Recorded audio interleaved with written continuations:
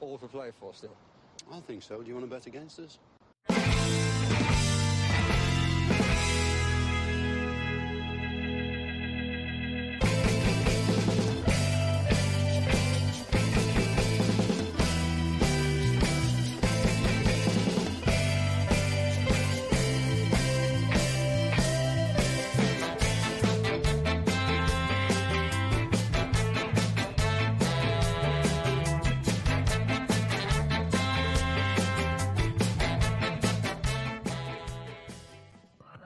Hi, villains, and welcome to For the Love of Paul McGrath podcast. I'm back temporarily in my podcasting cave at the moment. Delighted to be here to have proper microphones and have proper access to all the screens that I have here to try and see any of the information that I have. But wanted to pop on because obviously life has been hectic at the moment. But one transfer rumor that started kind of coming out on Monday, if not Sunday night or Monday, was that Unai Emery is very, very interested in Dani Ceballos from Real Madrid. And I found it a really interesting link. Whether there's truth in it, whether there is legs in it or not, I do not know. But I wanted to speak about it from a various number of angles, really, because there's previous between Dani Ceballos and Unai Emery from their time at Arsenal as well. And we will talk about that in a moment. But obviously, it does seem that Aston Villa will be looking and will be trying to obviously improve the team. You know, we've heard that that Unai Emery obviously has extensive knowledge of players from La Liga, from the market in Spain.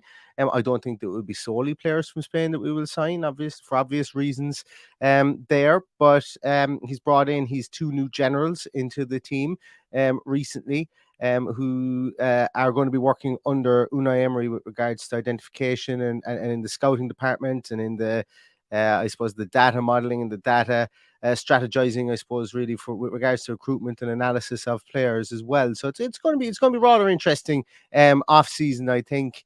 I think for sure, and I think that we're going to see a couple of potential. Villa are going to make a move. We're going to at least try to sign a couple of potential free agents or a couple of players that are going to be maybe looking for pastures new. And we've seen that with Marco Asensio previously. We've the link there. I'm not quite sure if there's much in that or either. And we're also now seeing that another Real Madrid player, and Dani Ceballos, is being linked with Aston Villa as well. And as I say, for this one, it really piqued my interest for two reasons, being that he has played in the Premier League before and he's played under Unai Emery in the Premier League before as well. So we will take a little look at Dani Ceballos as well. So who is he?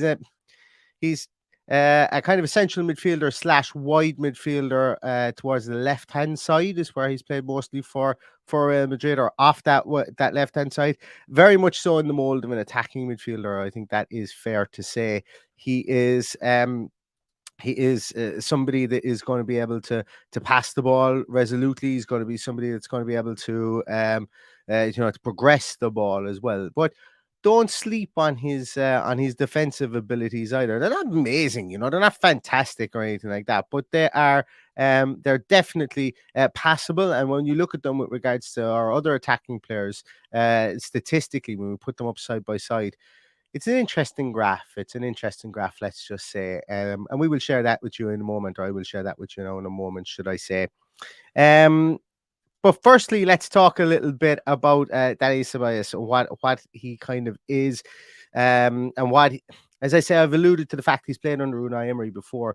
He played with Arsenal, obviously, in the 2019-2020 season under Unai Emery. During the whole lot of that season, he made 37 starts. He scored 2 goals. Both those goals were in cup competitions and didn't score any league games. Played 24 league games under Unai Emery. And while Unai Emery obviously values Dani Ceballos as a player, brought him into Arsenal, thinks he's a really, really good player, he didn't really kind of get the midfield. He brought him in to try and stabilize a midfield that was becoming pretty passive at times. And bear in mind as well that I mentioned this is a more progressive player than Arsenal had in their team at the time. But with some of those players there, Unai Emery didn't quite get the blend of those midfielders right. And I think that's okay to say. It wasn't a disaster by any chance, but to get the best out of the likes of Jack, he had Xhaka there, he had Lucas Torreira there, he had Guendouzi there, and then he brought in Ceballos, and it didn't initially, they didn't. The players, and I suppose the style of play under the 4-2-3-1 that he was playing at the time didn't turn out as well, I think, as people thought, because they're all individually very, very good players in their own right. But the whole makeup of the Arsenal team, and I suppose the assignments that they were given at the time may not have suited all those extra players. And Ceballos was brought in here to try and progress the ball forward from a more deeper position, playing in that two at times. But I think that there wasn't a very clear midfield role delineation, I think, in there between all those different players, as I said, like Xhaka, Guendouzi, Lucas Torreira, and then Ceballos when he came in there as well. I think that's a lot easier at Aston Villa at this moment in time, considering we have the basis there that are working well together. And I would imagine if Dani Ceballos comes in, he would be a left-sided wide midfielder, or else he might be even somebody that plays a small bit further forward in that attacking midfielder mold, maybe like a Buendia has played so far. That would be the initial place that I would think he would come in here, obviously with the flexibility and the ability to be able to move to that left-hand side, or if needs be in a game that we're maybe controlling and we don't need maybe 2 6s pivot players that are going to play there, or maybe if we want to control possession more, coming out, playing out from the back, so I can come back into that midfield position there as well, like he did at Arsenal. So it was the initial period when he came into Arsenal, as I say, nobody said that he was a bad player or anything like that, but there was just the team itself struggled to try to progress the ball. There was an inconsistency there with regards to support play within Arsenal, specifically within midfield. There was a lot of work being needed to do by the fullbacks, but midfield weren't really. They weren't falling into place like the Aston Villa midfielders are doing at the moment. And that's not to say that this Villa team is any better or any worse than that Arsenal team. That Arsenal team finished 5th. Aston Villa will not finish 5th. But I think really just the makeup of the players, I said, more so than anything else. It was just kind of the fluidity, I suppose, of that midfield might have been something that I think if Unai Emery had his time back, he would have liked more time to work on that, and the fluidity there, should I say. But it was really when Arteta came into Arsenal that he seemed to find a way to kind of make the responsibilities of those midfielders, I suppose, more akin to maybe what he wanted to do, his strategy of playing. And when I talk about this, it isn't that Dani Ceballos couldn't play in Unai Emery's team. I think it was a case of the midfielders that they had there, that there was something missing, that the delineation of responsibilities within that 4-man midfielder, a 4-man central midfielder rotation that they had, they just weren't able to stumble upon a partnership like we would have had with a Douglas Luiz and a Boubacar Kamara in there that would have allowed Dani Ceballos to maybe move forward, or to maybe be able to progress that ball a small bit further forward as well. So obviously, as I say, I've concentrated there a good bit on his time at Arsenal. His time at Real Madrid has been has been one really of kind of coming off the bench. He made his name at Real Betis as well. Real Betis, 3 seasons in a row, playing over 30 games from 2014 up to 2017, and then he makes his move to Real Madrid in 2017. Became a bit part player, I suppose, really at Madrid over the course of those years. But this season, playing 27 games. Playing 43 games, I suppose, through all competitions, and scoring 1 goal as well. He's just from an age point of view, he's 26 years of age. He'll be 27 at the start of this season, turning 27 on the 7th of August this season as well. So he's reaching his prime. He doesn't have a lot of or he has a lot of tread on the tires, basically because he's been used sparingly the last 2 years by Real Madrid. But he's a player of certain quality. He's 13 caps for Spain, with his 1 goal coming against Croatia in 2018 in the Nations League in Zagreb as well. So he's a player I think that needs to move to kick on his career. I can understand certainly why he wants to move on from Real Madrid, and I think that he himself feels that he had that the Premier League. He knows what the Premier League brought him, and I don't think he would be daunted by coming back to the Premier League. And obviously, coming back to work under a manager that he's familiar with, the Unai Emery, might be something that he may want to do as well. So it'll be interesting. We'll keep an eye on this one, should I say? Whether it happens, I don't know. But as I say, let's see what he could bring to the Aston Villa team. So I'm going to share up some slides here as well. So Dani Ceballos, first of all, that isn't a mistake.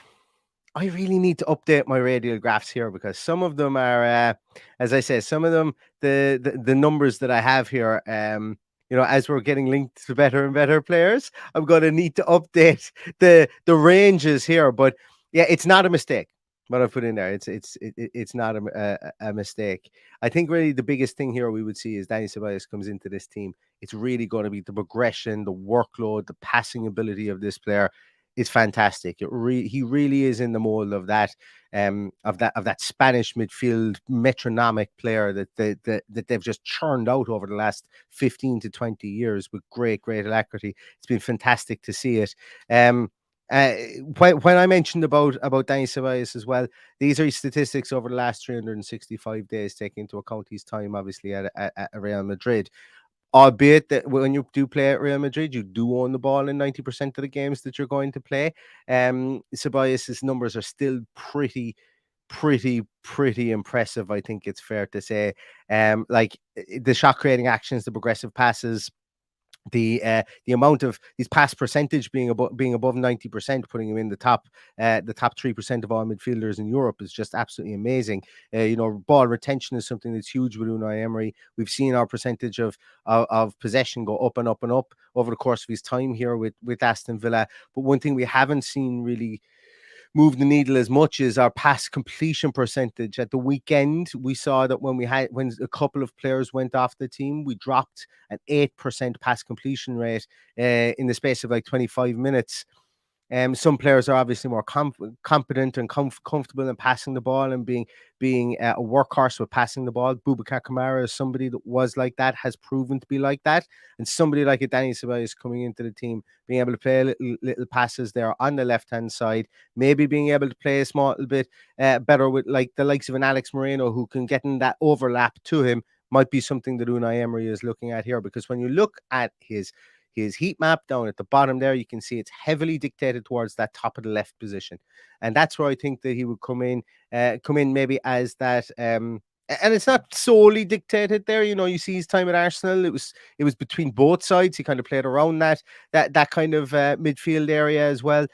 So it's an interesting one, I think, from the point of view of if he was to come in here, he's definitely got the ability based on the numbers. You can see it there. It's quite impressive.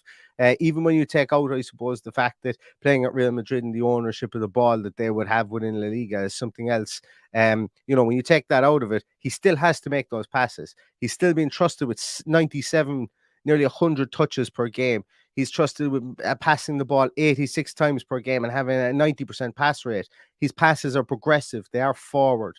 The natural inclination of this guy is something that will be very, very beneficial to this Unai Emery team in the fact that when he gets the ball, he's competent, he's comfortable, and his first inclination is to move that ball forward. Sometimes when we're attacking through the middle of midfield, under Unai Emery, it's been pretty good, but sometimes when we have been attacking through the middle, we've broken down because we've had players who've been indecisive. We've had players that maybe didn't back their ability to make that pass and try to pass through players. Very much a possession type player, Dani Ceballos. Very much a player who backs himself to make the right pass and will invariably more often than not do that. And the reason that I've highlighted his pass completion rate in conjunction with the progressive pass rate is these aren't just little tippy-tappy passes back to the person who passed it to him and to the side or whatever else. These are passes forward. And I think that's really important to highlight as well.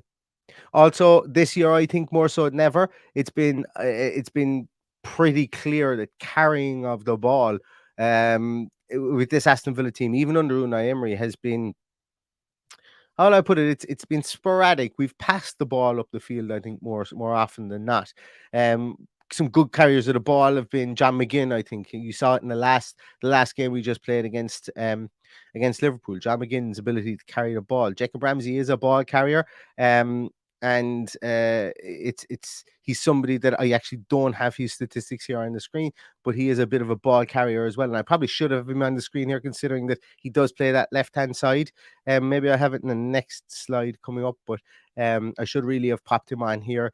But I have McGinn, Boubacar Kamara, and Douglas Luiz here for comparison. Jacob Ramsey's numbers wouldn't have been anywhere near these from a dribble success point of view, shot creating actions, progressive passes, and so on and so forth.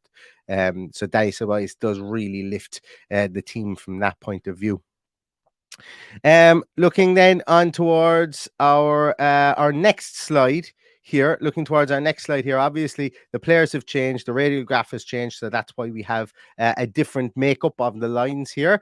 But when we put them up against the likes of Emi Buendia, Philippe Coutinho, when we put him up against the likes of Leon Bailey, we can still see here that there is quite a distance in a lot of areas of where Ceballos plays an awful lot better, such as his shots on target percentage, such as his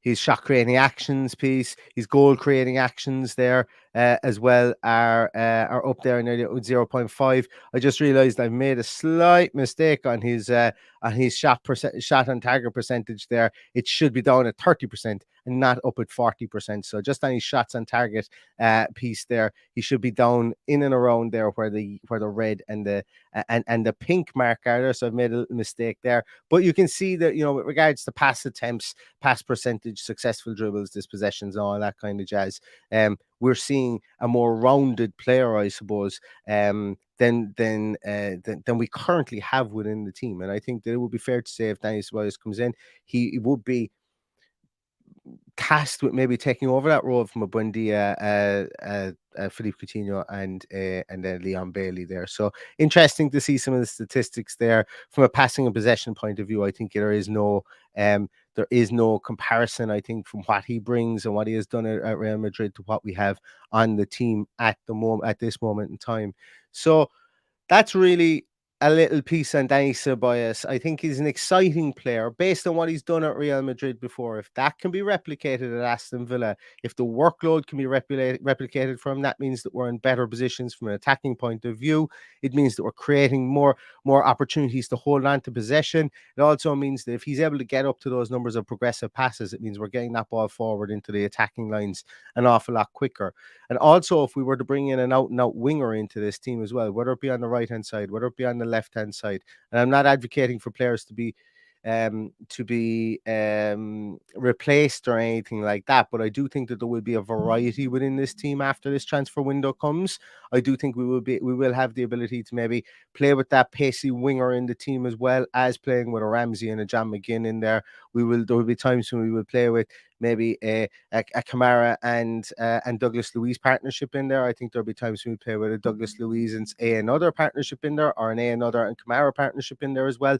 I think fluidity. I think squad and tactical kind of not rotation as such, but I suppose usage would be a better term to use. Will be more in tune here, and I think somebody like Dani Ceballos, the fact that he's able to play in two different positions and play arguably at a better level than any player that we have within this team might be something that we may look at, or that Unai Emery may look at bringing into this team as well. I do think that while midfield is a very strong part of this team, I think the ability to be able to strengthen it even more with strength in depth and change of pace players and also, I suppose, change of style or change of attribute players as well coming into this midfield is something that I wouldn't sleep on either, because depth in midfield is core to Unai Emery's tactics, and I think it's core to the Premier League as well. Having that ability to change things up and keep people fresh as well would help Aston Villa immeasurably, I think, in the new season as well. So little piece on Dani Ceballos there, and whether he comes, I don't know. Whether any of these transfer rumors are true, I don't know, but it's important to kind of look towards these players, see what they bring, and then see if we can tie any of the links together, any of their idiosyncrasies, any of their attributes, and any of their their traits together to try and find maybe what an Unai Emery is looking for. When he does sign that player, it might make a small bit more sense as to, oh yeah, well, he signed that player because of X, Y, and Z. And we'll see how they will then perform once they do pull on the claret and blue of Aston Villa, should any of these players sign. So thanks so much, everybody, for watching this today. I really appreciate your time. Please give this a thumbs up if you do like it. Also, please subscribe to the podcast. Subscribe in the audio podcast as well. All you got to do is download it there. You don't even have to listen to it. As I say, downloads there always kick us up the algorithm as well. I know there's quite a lot of people listen on Spotify and Apple Music and Google Music or whatever else, whatever other podcast partners are out there. So if you are a podcast person, or even if you're not, just click on us on your podcast provider. It'll download the episode as well. It'll pop it into the cloud, and it won't even take up any storage on your device, but it kicks us up the algorithms for anybody looking to find out about Aston Villa podcast. So we'd really appreciate that too. So that's going to do it. Going to be back later on this week with some preview stuff for our final game of the season. But until then, stay safe, stay healthy, and all that's left to say is up the Villa.